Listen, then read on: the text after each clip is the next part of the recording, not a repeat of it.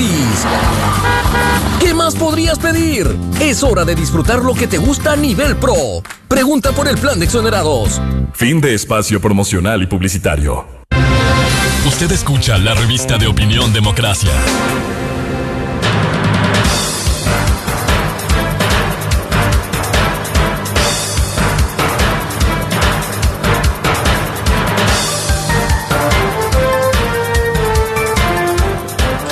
Son las 6 de la mañana con 40 minutos, tal como lo anticipamos. Estamos en línea directa ya con el doctor Daniel Pontón, catedrático del Instituto de Altos Estudios Nacionales, experto en temas de seguridad, y con el coronel Mario Pazmiño, militar en servicio pasivo del Ejército, ex director de inteligencia del Ejército y un experto en temas de seguridad.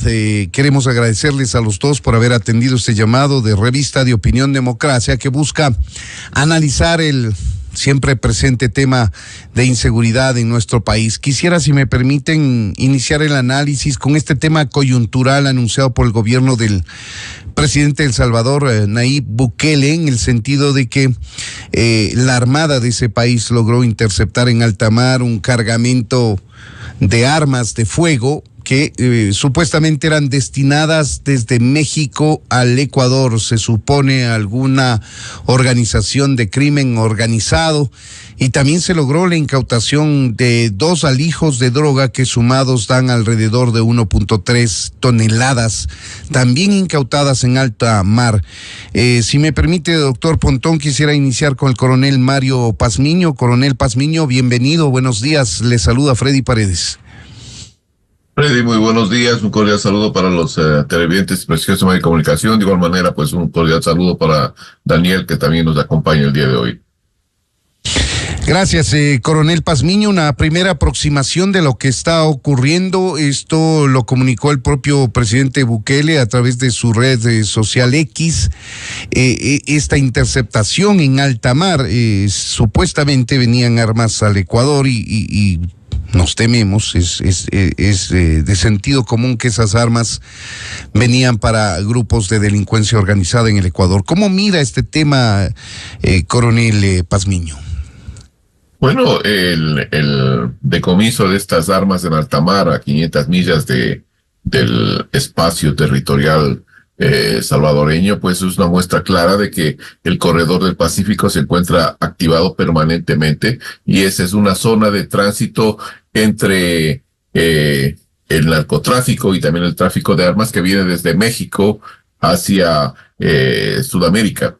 Hay que considerar lo siguiente: gran parte de esta infraestructura que se sigue manejando por parte de los carteles mexicanos de seguir abasteciendo y fortaleciendo la organización y las estructuras de las diferentes megabandas y microcarteles ubicados en Latinoamérica y especialmente en el Ecuador, da una muestra palpable de que este es un tráfico permanente que se viene realizando. Recordemos que en fechas anteriores ya existió no uno, sino 2 decomisos anteriores de armas cerca de Galápagos, o en la zona de Galápagos, considerada esta una zona de reabastecimiento de combustible para las lanchas rápidas. Entonces, pues, esta es una ruta permanente que se sigue manteniendo desde México hacia Ecuador. Ahora, lo importante de esto es algo que se venía diciendo y se lo ha venido manifestando de mucho tiempo atrás. Lo que se hace generalmente es un intercambio entre droga y armas, que es justamente lo que dice el presidente Daniel Bukele. Esto es un método de comercio que existe entre las organizaciones delictivas, y gran parte de las bandas ecuatorianas necesitan ese armamento para seguir fortaleciendo su pie de fuerza en los diferentes santuarios donde se ejerce una gobernanza criminal. Por lo tanto, ellos van a trasladar la droga y recibir a cambio armamento para seguir fortaleciendo esta infraestructura. Creo que lo que ha pasado y se ha demostrado con esta captura es la relación directa que existe entre carteles mexicanos y también estructuras delictivas ecuatorianas en este intercambio, no solo de droga, porque recuerde que los ecuatorianos en 2 lanchas rápidas estaban llevando cada una de ellas cerca de 600 kilogramos de cocaína, y por eso son las 2 detenciones. que se capturan ahí en ese sector, justo donde estaba realizándose el operativo. Y por otra parte, pues la cantidad de armamento entre los que tengo acá, carabinas, R-15, 20 fusiles AK-47, una ametralladora, un fusil de francotiradores y cargadores y munición, pues suficiente para poder abastecer y reabastecer a estas organizaciones delictivas. Entonces creo que la captura pues está demostrando que debemos como países de la región reforzar y fortalecer los sistemas de control que tienen que darse pues para evitar que este tipo de comercios ilegales se sigan realizando.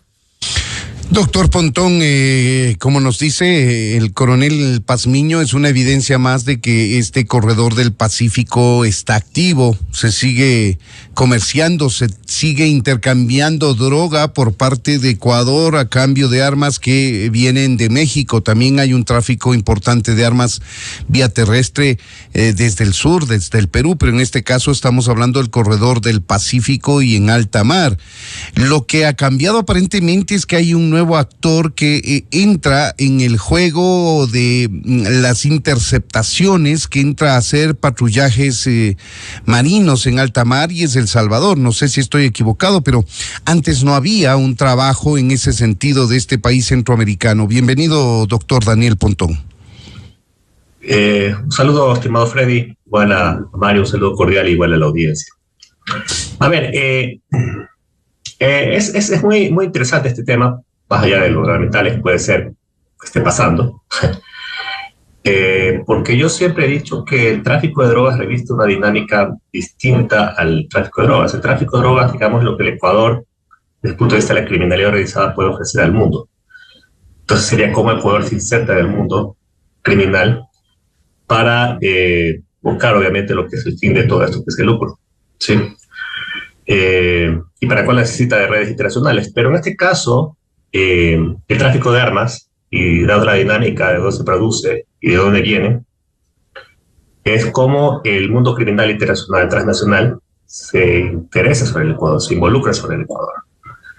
Yo creo que ahí se cierra el ciclo de lo que es el complejo problema del crimen organizado o crimen transnacional organizado, que lastimosamente tenemos muy pocas aristas y muy poca comprensión del problema del tráfico de armas. Yo creo que ese es uno de los grandes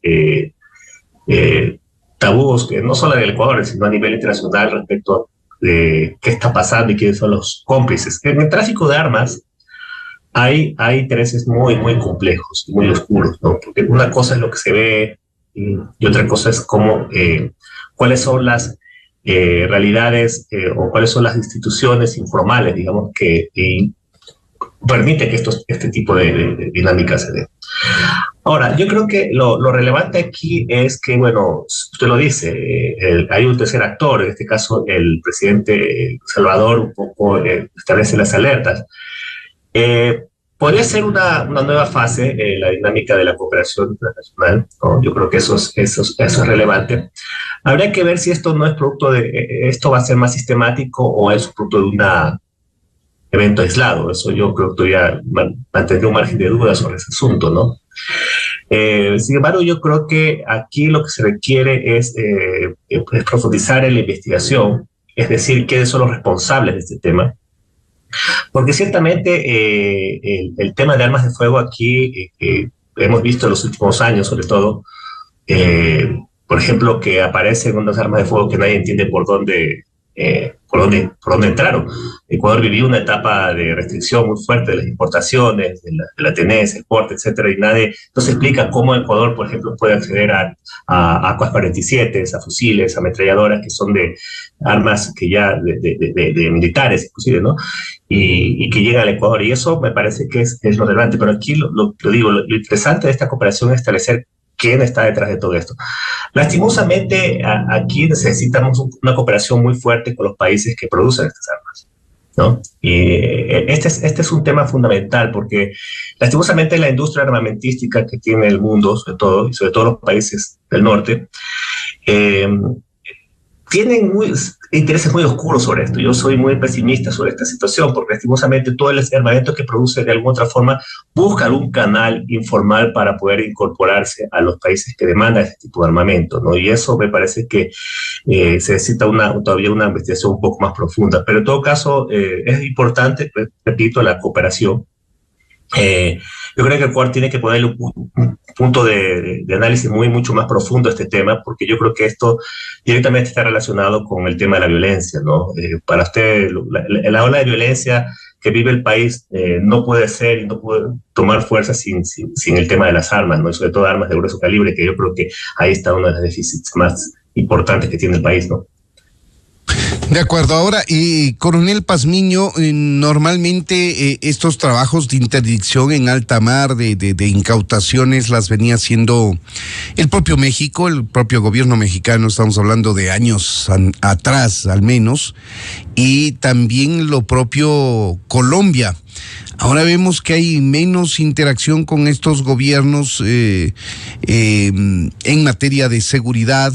Y tenemos un nuevo actor, por eso me llama la atención, pero ciertamente lo que dice el doctor Pontón tiene mucha validez. Puede tratarse de un acto aislado, porque un trabajo sistemático de patrullaje en alta mar cuesta muchísimo dinero, coronel Pazmiño. De lo que tenemos información que es pública y también alguna información reservada, pues es el quinto operativo sobre las 1,200 millas que está ejerciendo y viene ejecutando El Salvador. Esto quiere decir que El Salvador lo que está haciendo al momento es evitando constituirse en ese centro de reabastecimiento y también en ese centro de acopio que está afectando al resto de Centroamérica, como lo es Costa Rica y Guatemala, centros de acopio internacionales. El Salvador lo que quiere es evitar que ese tipo de tráfico pues llegue a sus costas de una manera mucho más directa. Por eso es que ha incrementado su capacidad operativa, especialmente de interdicción marítima, con mayor cantidad de medios como lanchas rápidas, guardacostas, que pueden realizar interdicción pues muchos más extensas. Eso específicamente con relación al Salvador. Recordemos también que la parte de México que venía realizando anteriormente ese tipo de interdicciones y también Colombia, pues ha decaído significativamente, y eso se debe a los gobiernos de turno que están al momento. El presidente AMLO y también el presidente Petro tienen una política completamente diferente al combate contra el crimen organizado y el narcotráfico, y más bien pues son de la política de observar y dejar pasar. Creo yo, a lo menos, que lo que está sucediendo en El Salvador demuestra que hay gobiernos en los cuales pues este tipo de actividades delictivas la están frenando a raya, y eso es importante para la región. Ese tipo de cooperación internacional es importante. Creo que los otros países también pueden generar este tipo de dinámicas. Por ejemplo, el Ecuador debería, como recomendación para el presidente Daniel Noboa, debería incrementar la cantidad de presencia marítima en base a interdicciones marítimas, especialmente en la ruta de reabastecimiento que va desde Manta hacia el sector de las Islas Galápagos, y de las Islas Galápagos hacia las Islas de los Monos, y de ahí hacia Costa Rica y México. Entonces es importante cubrir estas rutas, pero para eso se necesita un equipamiento y también infraestructura mucho más sólida que les permita a estos países poder tener eficiencia y efectividad. Es por eso que la cooperación internacional, especialmente en el tema de lo que está haciendo Estados Unidos, pasando cierta información a la Armada Nacional para poder interdictar ciertas embarcaciones sospechosas, pues me parece importante,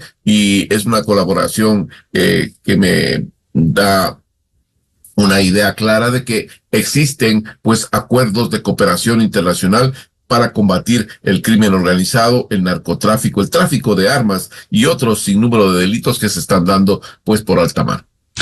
Saliéndonos un poquito del tema, doctor Pontón, quisiera consultarle si usted cree que Bukele, que ha tenido, pese a una serie de críticas por los mecanismos que ha utilizado,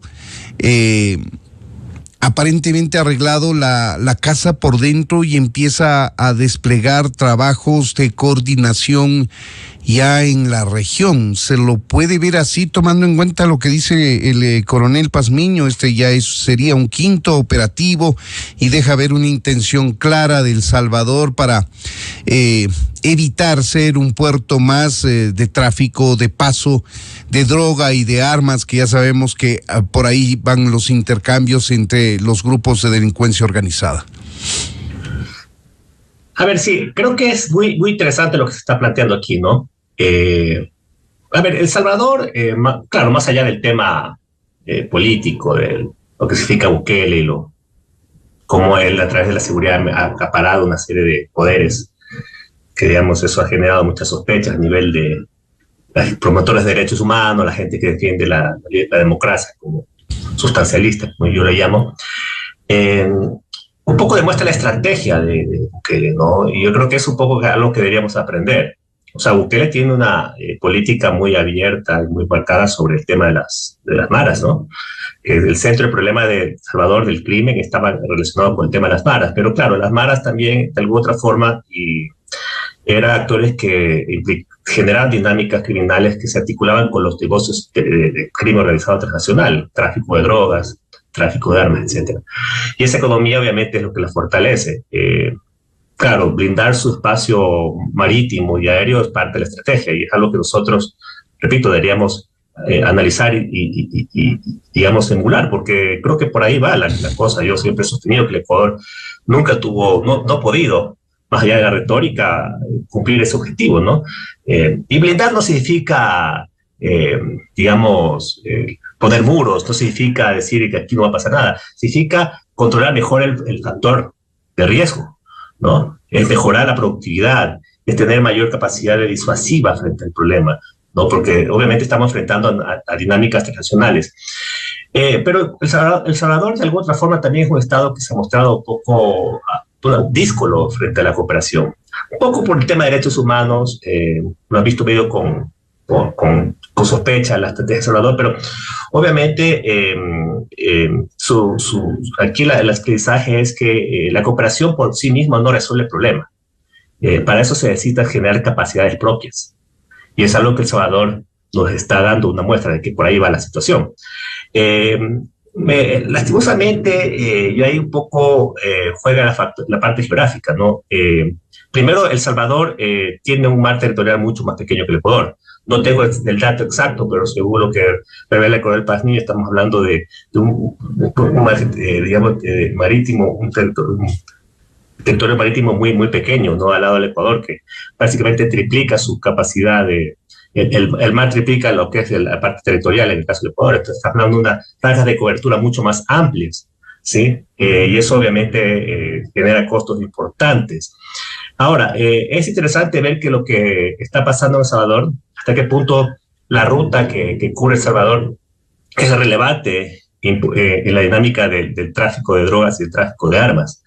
Porque puede ser que si esa ruta está un poco, digamos, coloquialmente, digamos, blindada, es muy probable que esto mute y cambie digamos, de dinámica, ¿no? La pregunta es a dónde va a llegar eso. Eso creo que es una pregunta relevante que tenemos que hacer, porque yo creo que el Ecuador tiene que hacer mucho más esfuerzos justamente por tener una mayor capacidad de control en el espacio aéreo marítimo y a partir de esa estrategia de fortalecimiento, generar mucho mejores capacidades de sinergia y cooperación transnacional, porque lastimosamente aquí la estrategia ha sido hablar de cooperación, pero las capacidades en el Ecuador han sido limitadísimas. Y si no, mire usted los presupuestos que tenemos de ejecución en los últimos 6, 7 años, ¿no?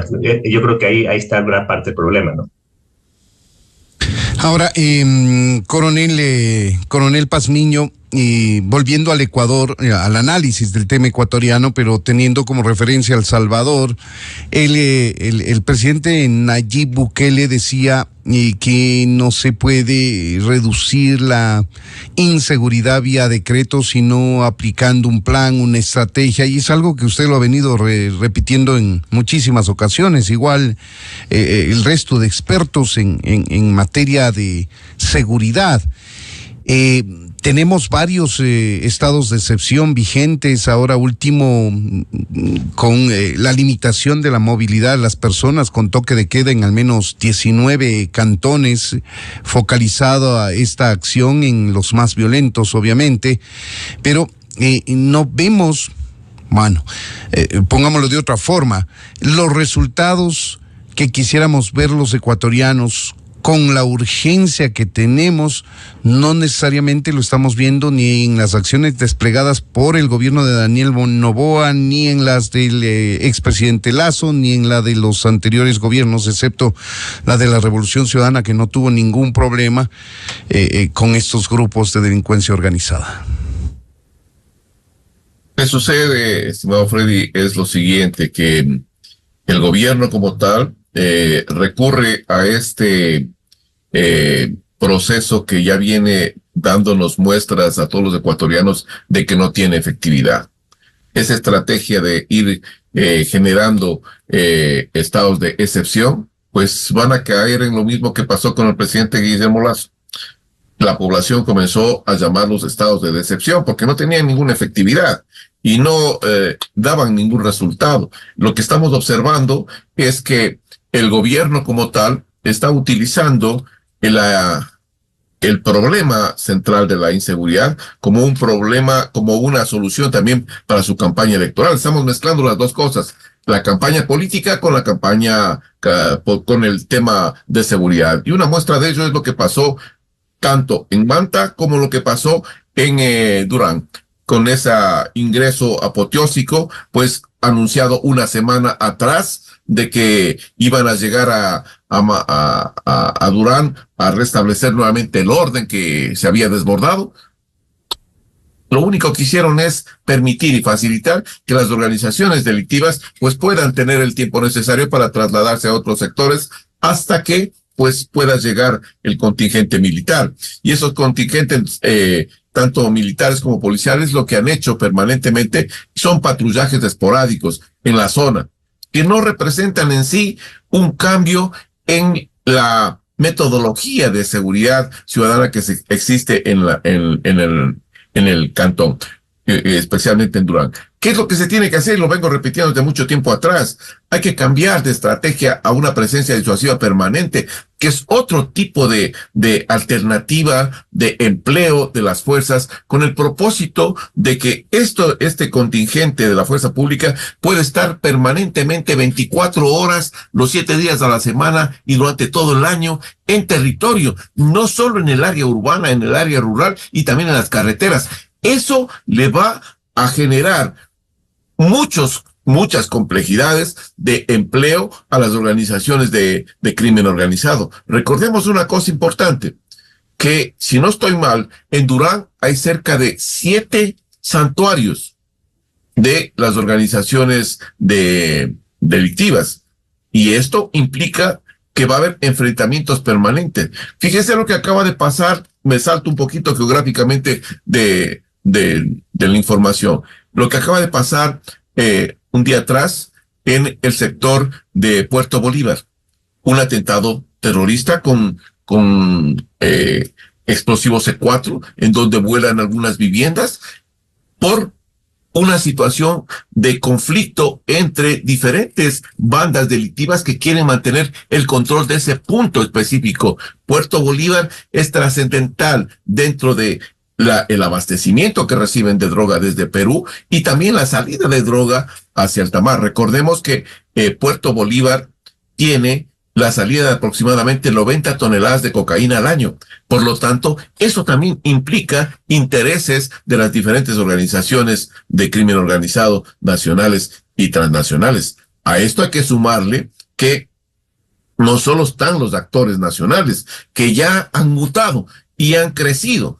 Al momento ya tenemos en el país dos grandes estructuras que son pues microcarteles, o sea, están ascendiendo, están en un proceso de ascenso a convertirse en carteles.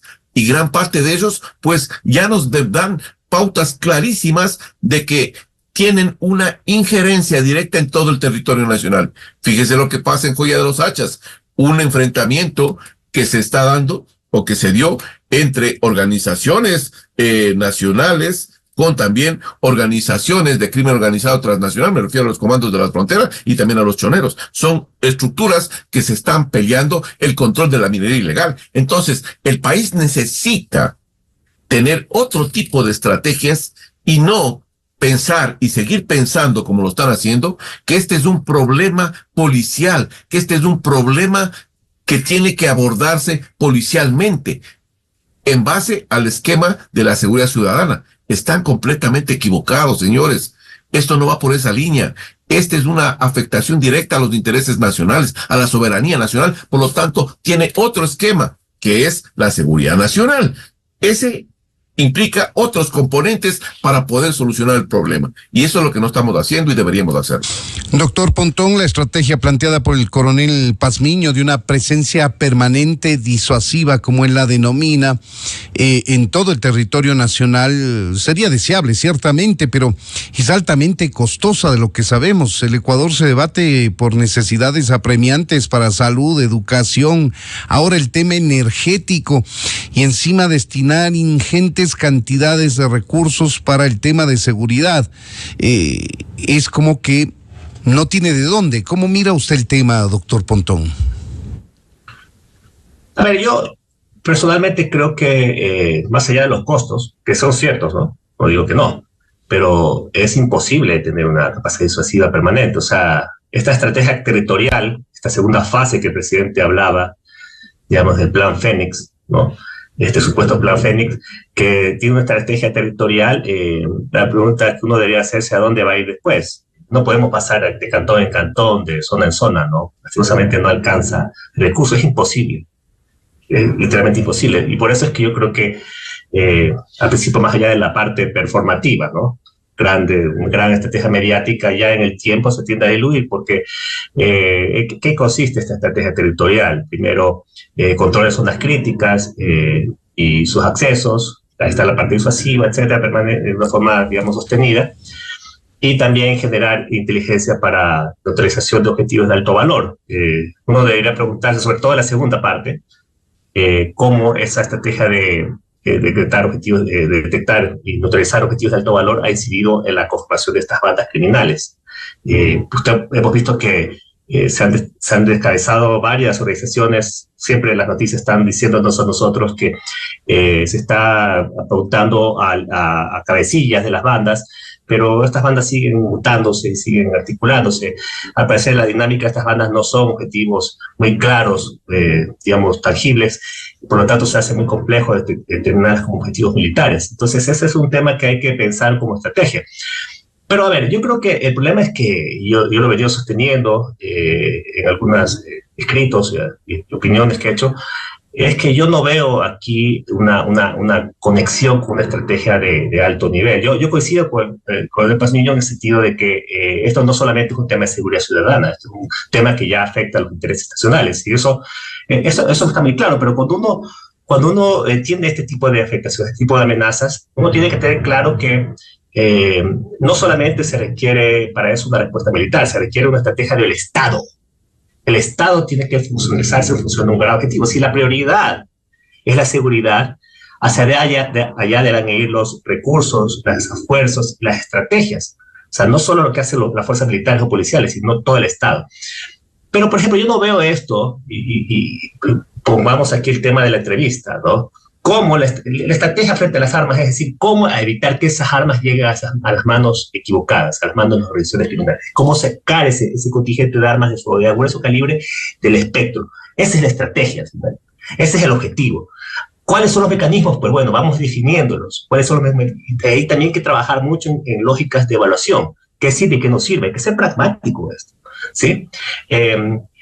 Y ese me parece que no se ha conectado la estrategia territorial con una gran estrategia nacional, ¿no? Y ese me parece que es el punto.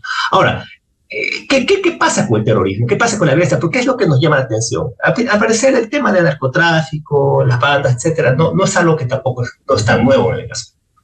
No, hemos visto la mutación de las que son las pandillas hacia bandas criminales, etcétera, pero actualmente son mucho más agresivas y mucho más violentas. ¿Sí? Yo creo que el problema es que en este país la violencia se hizo una especie de... adquirió una dinámica pedagógica. Las bandas criminales han crecido su poder a partir de la violencia. ¿Sí? Y ellos saben que por ahí está su poder. ¿Cómo hacer esto? ¿Qué estrategia se debe hacer frente a eso? Ese es el gran punto. Y aquí yo veo que hay un sector ausente, yo lo vuelvo a repetir, que es el sector de la justicia. ¿Ya? La justicia está ausente de la estrategia de seguridad, porque aquí, claro, hablamos de la justicia todos los días, hay paneles, yo he escuchado muchas interpretaciones interesantes, pero aquí el tema fundamental es numéricamente, con estadísticas, así como la policía lleva contabilidad de los operativos, cómo la justicia procesa esos casos y a dónde van a parar. Por ejemplo, el operativo que se hizo en Durán la semana anterior, cuando se intervino el cuerpo de bomberos y se hizo un gran trabajo coordinado, inclusive con medios de comunicación. Yo le he puesto que en un mes más nadie se acordaba de ese caso. Y probablemente muchas de esas personas que están detenidas, que están involucradas en corrupción, en crimen organizado muy complicado, pueden salir en libertad y nadie va a decir nada.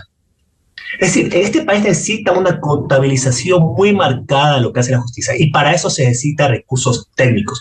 No me sirve a mí nada de ese juego de rasgarse las vestiduras entre actores políticos. Es que la responsabilidad es la justicia, es que no me da presupuestos. No. Aquí hay que sentarse a trabajar. Y sentarse a trabajar no es tomarse la foto, es hacerlo, llevar esto a un mecanismo técnico. Yo propongo hacer mesas técnicas de contabilización de lo que es la justicia.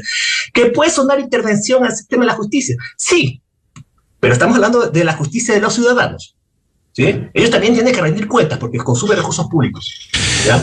Aquí no me juegan con el cuento de la libertad, la independencia para hacer lo que es el libertinaje jurídico. Aquí es necesario que el Ecuador necesita tener una estrategia contra la impunidad, porque de otra forma esto no va a parar, estimado Freddy. Para comprarle la idea, doctor Pontón, sería una especie de observatorio ciudadano de los resultados judiciales penales, digamos, de lucha contra el crimen organizado, que tome nota y ponga en blanco y negro cada acción de cada jurisdicción de los jueces de primer nivel, de cortes provinciales, de corte nacional, y que haya un seguimiento minucioso de la actitud judicial. Sí, yo propongo que se use la academia, pero con un alto protagonismo y compromiso del Estado, no solo al gobierno. Porque lastimosamente, y ese es gran parte del problema de la seguridad, a las instituciones de seguridad no les gusta la evaluación. Yo lo puedo decir, señor catedrático, no le gusta la evaluación, se incomoda, pero sin eso no vamos a hacer. Esto se necesita establecer estrategias pragmáticas. ¿Qué decir de que no sirve? Si no se controla eso, no va a pasar nada. ¿Sí? Aquí es solamente un juego mediático de rasgarse las vestiduras, echar la culpa entre unos y otros y no va a pasar nada. Claro. Esto es establecer una estrategia pragmática de saber qué sirve y qué no sirve. Esto es lo único que el poder no va a salir adelante y asignar, de acuerdo a ese diagnóstico, presupuestos concretos, ¿no? Esto no se trata de tirar la plata, porque la plata es escasa. Se trata de asignar bien los recursos estratégicos a dónde debe ir el dinero y lo que está funcionando, ¿no? Claro, pero ahí hablamos de un tema estructural, un tema que tiene que irse inclusive a la génesis de los concursos. Por ejemplo, el de Corte Nacional, que fue suspendido y que están plagados de, no sé si de irregularidades, pero al menos de actos que son criticados por los propios postulantes o por quienes desde fuera están vigilando el proceso. Y lo mismo pasa en Fuerzas Armadas y Policía. Coronel Pazmiño, hay penetración del narcotráfico y el crimen organizado en las estructuras del Estado. Y claro, lo más doloroso es que ocurra en la justicia, por supuesto, porque todo el esfuerzo de Fuerzas Armadas y Policía por reducir a un grupo de delincuentes no sirve de nada cuando por la puerta de atrás los jueces les dejan libres a estas personas. Pero también es muy frustrante, y más para Fuerzas Armadas y Policía, cuando tienen infiltrados en sus filas y todos esos operativos sigilosos que planifican y que les cuesta mucho trabajo, dan escasos resultados porque la información se fugó por gente infiltrada del crimen organizado que está dentro de filas policiales y militares. ¿Qué hacer con eso también, coronel Pazmiño? Gracias por la pregunta, Freddy. Permítame primero aclarar un punto que había manifestado anteriormente con relación a la presencia de seguridad permanente. El presidente Daniel Bukele, había utilizado esta estrategia como parte de su estructura para tomar el control del territorio nacional. Esto fue empleado también allá por Bukele para poder consolidar una presencia estatal y recuperar los territorios que estaban en manos de las maras, especialmente de la Mara 19 y la Mara 18. Esto era importante. ¿Y con qué lo hicieron? Pues lo que hicieron ellos es llamar a las reservas, que es lo que se le está proponiendo al presidente Noboa, que en un conflicto armado interno tiene la potestad el presidente de la República para convocar a las reservas militares y policiales y solucionar la capacidad que le falta al momento de recursos humanos, ponerlos el doble tal vez de esa capacidad operativa en territorio. Eso es importante para poder pues mantener la tranquilidad ciudadana y recuperar la confianza y también la seguridad en los espacios territoriales. Eso por un lado. Con relación a los presupuestos, creo que es necesario que el gobierno como tal, pues, intervenga también en los municipios, pidiendo gran parte de esos recursos que el pueblo ecuatoriano está entregando a los municipios. Las famosas cuotas o de seguridad que se dan en cada uno de los municipios, que sirvan verdaderamente para fortalecer el esquema de seguridad local y nacional, no para utilizar en compra de vehículos como se están haciendo en el municipio de Quito, por ejemplo. Pero por citar algunas cosas. Eso con relación al tema de la presencia explosiva permanente. Creo que con relación a la pregunta suya, Freddy, estoy consciente de que en una lucha contra el crimen organizado, el nivel de penetración que tienen las estructuras gubernamentales es sumamente alta. Y lo he dicho muchas veces, hay 5 niveles de penetración y la más grave de todas ellas es la penetración en el estamento gubernamental a través de las campañas políticas, donde el crimen organizado, el narcotráfico, invierte, señores, recursos grandes en fortalecer a esos partidos y a esos movimientos y a esos actores políticos. La segunda, indudablemente, es la que usted pregunta, Freddy, con relación a la penetración de los estamentos de control. Fuerzas Armadas, Policía Nacional, aduanas, etcétera. ¿Por qué? ¿Por qué penetran esos estamentos? Porque necesitan obtener información para adelantarse a los operativos de la fuerza pública. Tercer elemento es la afectación del sistema financiero nacional. Por eso se hacen los lavados de dinero por parte del crimen organizado y ese ingreso de recursos está afectando a la economía nacional. El cuarto elemento es la penetración en los operadores de justicia. Y es justamente lo que estaba diciendo Daniel y lo que dice usted, Freddy. Hay una impunidad marcada en la justicia ecuatoriana, en donde por más esfuerzos que realice la fuerza pública por recuperar y sacar de la calle al delincuente y ponerle a orden de las autoridades competentes, pues eso no sucede. ¿Y por qué no sucede? Porque jueces y fiscales, pues todos los días en este país siguen manteniendo la impunidad a flote. Y por último, la penetración en el estamento social.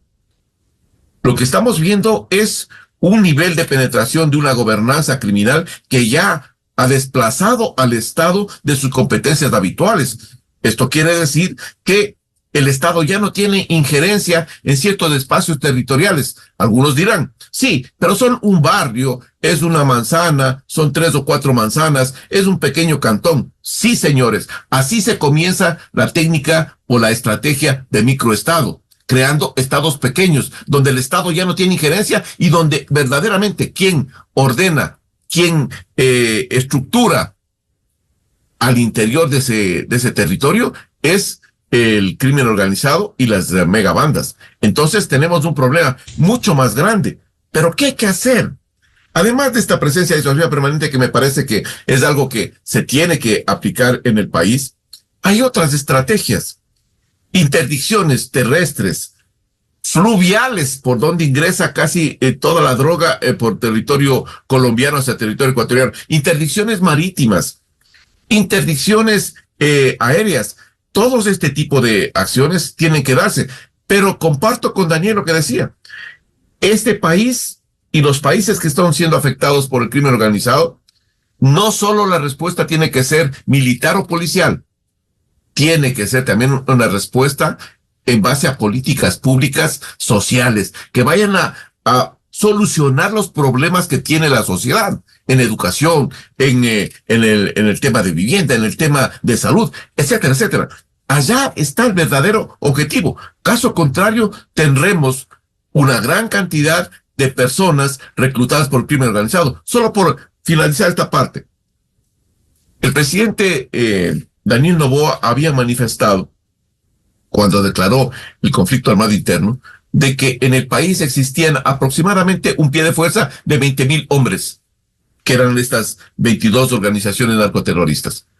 De esas 20,000 personas, aproximadamente 12,000 son menores de edad. Esto quiere decir que hay un reclutamiento perverso en la sociedad ecuatoriana y que el Estado no está haciendo nada. 12,000 niños están vinculados a las organizaciones de crimen organizado.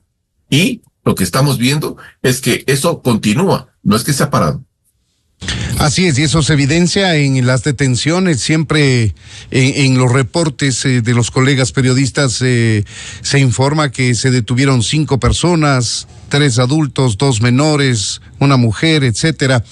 Eso es evidente, hay un reclutamiento perverso de niños en las filas del crimen organizado. Nos queda apenas 30 segundos, doctor Pontón, para una reflexión final suya en relación a este tema de la inseguridad. Bueno, me parece que yo voy a insistir. El Estado necesita poco a poco ir retomando los canales necesarios para ir resolviendo este problema. Yo no creo que es un problema que no se puede resolver, pero me parece que aquí la experiencia de los últimos años debe ser orientada a aprender lo mal que se ha hecho, ciertas cosas que se ha hecho mal, y también ir mejorando y progresando. Yo creo que el problema aquí es cómo, algo que nos debe mucho este gobierno, es cómo conectar esto a una gran estrategia nacional, ¿no? Porque lastimosamente este plan Fénix está anunciado en un momento, nunca tuvo la dinámica pedagógica que necesita un plan para articular esfuerzos sociales, ¿no? Me parece que solo se quedó en la retórica y esa es gran parte del problema. Pero si no existe esta gran estrategia nacional, va a ser complicado que el Ecuador salga, porque lo que estaríamos básicamente experimentando en los últimos años son más de lo mismo, ¿no? Estos juegos del gato y el ratón, de decretar estado de excepción, etcétera, sin ningún tipo de incidencia real sobre la dinámica del crimen. Creo que es necesario empezar a golpear el crimen de una manera mucho más contundente y mucho más eficaz. Y ese creo que es el desafío importante de la estrategia y los compromisos que los actores e instituciones lo realicen, ¿no? Así es, hay que abordar el tema de la seguridad o de la inseguridad, de acuerdo como se lo quiera ver, de una manera multidimensional, sí, con operativos, con presencia de la fuerza pública en las calles, pero también con una fuerza mucho más contundente, una presencia más contundente del Estado, de sus instituciones en los sectores más necesitados, que su ausencia se ha convertido en un caldo de cultivo para que estos menores sean reclutados con absoluta facilidad por el crimen organizado, como una opción de vida casi, pero es lamentable que estemos repitiendo la historia de hace décadas atrás que vivió nuestro vecino Colombia y también México. Lamentablemente se está repitiendo la historia, es casi calcado el proceso que está viviendo el Ecuador con lo que vivió hace decenios anteriores nuestro vecino Colombia. Queremos agradecer al coronel Mario Pazmiño, exdirector de inteligencia del Ejército, experto en temas de seguridad, y al doctor Daniel Pontón, catedrático universitario, por supuesto, conocedor profundo del tema de seguridad y docente del Instituto de Altos Estudios Nacionales. Muchas gracias a los dos. Muy buenos días. Gracias. Gracias. Saludos. Saludos, son las 7 de la mañana con 24 minutos. Esta es la revista de Opinión Democracia, amigos. Vamos a hacer una breve pausa y enseguida estableceremos contacto con el doctor Carlos Sánchez Berzaín. Él es ex ministro de Gobierno de Bolivia, un activista permanente en favor de la democracia y en contra de la dictadura. Vamos a auscultar su criterio respecto de este pronunciamiento que ha conseguido la Organización de Estados Americanos para solicitar la publicación de actas de elección en Venezuela como evidencia del triunfo que se autoproclama Nicolás Maduro. Volvemos en instantes, amigos, son las 7 de la mañana con 24 minutos. La revista de Opinión Democracia, buscando la verdad en todas partes. Inicio de espacio promocional y publicitario. Llega Dream Sale de Simmons. Aprovecha hasta un 35% de descuento en toda nuestra tienda online y disfruta el descanso que mereces. Además, tienes meses de gracia. 6 para socios Banco Diners Club y Pichincha y 2 para socios Banco Guayaquil y Pacífico. Compra hoy y pagas luego. Aprovecha este increíble beneficio difiriendo de 3 a 12 meses sin intereses. No esperes más y visita simmons.com.es. Simmons, el descanso de tus sueños. En el Ministerio del Ambiente, Agua y Transición Ecológica creemos en el poder del trabajo colaborativo. Por eso, a través de la Empresa Pública del Agua, ofrecemos capacitaciones y asesoría técnica a todos nuestros usuarios y prestadores comunitarios. Aseguramos que cada gota cuente y contribuya a construir comunidades fuertes y comprometidas con un futuro sostenible. EPAEP, agua de calidad para todos. El nuevo Ecuador. Detrás de cada competencia hay un esfuerzo que nadie ve. Darlo todo cada día, hora y minuto.